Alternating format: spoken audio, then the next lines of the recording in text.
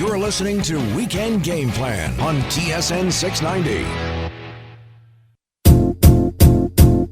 It might seem crazy what I'm about to say. Sunshine, she's here, you can take a break. I'm a hot air balloon that could go to space. With the air, like I don't care, baby, by the way. Because I'm happy. Weekend Game Plan gets out into the community with Suburban Newspaper sports editor Mark Lidbetter and the Amateur Sports Report. Sports at thesuburban.com for an item for this segment if you want to reach Mark on a weekly basis or for the newspaper as well. And Mark, before we get started, I want to say something about an amateur item today that's happening here in NDG, actually. Go for it. All right. McGill and Concordia are going to play. The men's rugby teams are squaring off today, this afternoon. Yeah. And they will play for something called the Dave Hardy Cup. Now, Dave Hardy is somebody who coached both Concordia and McGill in rugby. He also started the Ormstown Saracens rugby club many years ago and was honored for that. Yeah. And he happens to be my father-in-law. Oh, yes. Did not know that. Gentleman from Yorkshire, England. He's my wife's mom's husband, second marriage, and been around for many, many years in our family. And we couldn't be more proud. So he will be on the field to award the Dave Hardy Cup today to either McGill or Concordia at Loyola campus, and I will be there with the family to take some pictures and see that. And ruck it up. Yeah, exactly. Whatever that means. All right, Dave. Excuse me, Mark. We'll give you a 101 clinic on rugby. All right, Mark. Where do you want to start? Well, let's talk about a hockey team adapted for young people living with an autistic spectrum disorder without an intellectual disability has just been created in Saint-Julie. The Grizzlies started playing on September 8th, as Melanie Dumas, president of St. Julie Minor Hockey, had this idea last winter because she wanted the opportunity for these youths to be able to play the sport and play games, which will be increased now because the St. Julie team is the third in Quebec, as the first was created in 2014 in Saint-Jean-sur-Richelieu, and another was created in Varennes in 2017. Such a team is distinguished from a typical team by its mission to supervise each child according to their specific needs.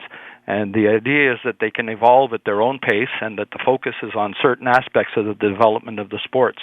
It also means that some of the rules of hockey will not be taught just to simplify the game, and especially to not create a barrier to the overall development of the player.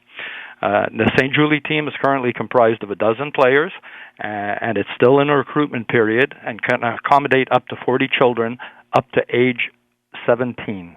So it's a neat program, and I'd like to see it expand. I mean, I'm sure we can do that citywide, West Island, and get these kids going. I like that. All right, let's stick with some hockey here. Now, this is Côte St. Luc related. I know the arena, the Samuel Moscovich Arena, has been under construction and parking lots closed and all that stuff, but this is a hockey item related to Côte St. Luc. How's that work? Well, because they're going to be getting ice wherever they can and travel to wherever they can and playing road home games this year. But the Côte St. Luc Minor Hockey Association is getting set to start the pre-novice program next Sunday on the 22nd. And there's still room, though, for boys and girls to sign on with the program. Kids born in 2013 and 2014 can take part in pre-novice, which will run until mid-March. And the program offers children's methods and a framework that will help them learn the basic technical and tactical skills of hockey, stimulate their interest in the desire to practice by offering a structured and enjoyable context, instill the basic spirit and concepts of a team sport, and facilitate the task and understanding of initiating coaches by training and providing them with appropriate and accessible educational and teaching materials. But most importantly, it's geared for the participants to have fun while learning to play hockey. Now, for more info or to register, the Côte St. Luc residents can go to info@cslmha.com. Okay, thank you on that note. Elsewhere, gridiron talk. Yeah, nothing says back to school like a Friday afternoon football matchup for the student body to enjoy and kick off their weekend. And yesterday afternoon, the St. Thomas Knights hosted the Collège de Montréal Lions in RSEQ juvenile play on Pointe Claire's terracotta turf for the Knights home opener of the 2019 season. And while the home team didn't get the result they wanted, as the Lions clawed out a 31-20 win, St. Thomas coach Marc Faubert was proud of the Knights' never-give-up attitude.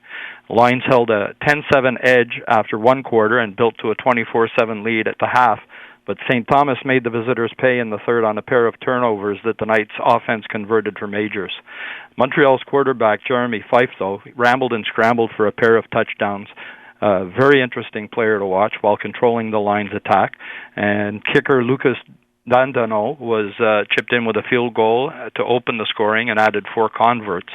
Now, Damien Locke was a lock for play of the game for St. Thomas as he piled up the yards on the ground, and he accounted for 2 of the Knights' touchdowns. And the play of the game, though, was a 65-yard pass and run score by St. Thomas early in the third quarter when Knight quarterback Alexander Bombersbach connected with receiver Jackson Conroy, who left his pursuers in his wake. But the Lions used the late-game turnover by the Knights to eat up the clock and secure the victory. Really great high school game. Wow, I like that. You don't hear a lot about that. And then finally, some shameless self-promotion by Mark Lidbetter. Yes, but for a great cause, because the first Suburban Street Hockey Festival will take place on Sunday, September 22nd at Laval Centropolis, and we're all pretty well set to go. The day-long tournament will raise funds for 3 local charities, which is Sun Youth, West Island Big Brothers and Big Sisters, and Laval's Maison de Soins Palliatifs. The event will feature adult squads, media teams, and elementary school squads. There's a trophy there, Dave Tarantadui. Would look good on the shelf. The Laval Rocket and Montreal Alouettes will be participating in the day of street hockey, food, fun, entertainment, and a few surprises. And I'm inviting all of Weekend Game Plan listeners to join us on Sunday, September 22nd at Centropolis from 10 to 4 for a great family day of entertaining street hockey action and all that will benefit our communities. Yeah, Mark, that trophy's going to look good in the studio, I'm telling you right now. All right. It's going to look beautiful here. I don't know about that.